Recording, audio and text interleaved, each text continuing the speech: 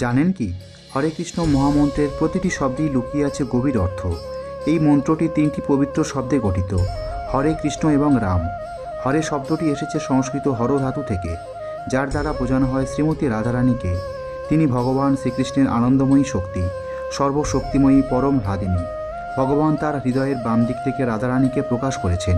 রাধারানীর কৃপা ছাড়া কেউই, এমনকি দেবতারাও ভগবান কৃষ্ণকে হৃদয়ে ধারণ করতে সক্ষম হন না।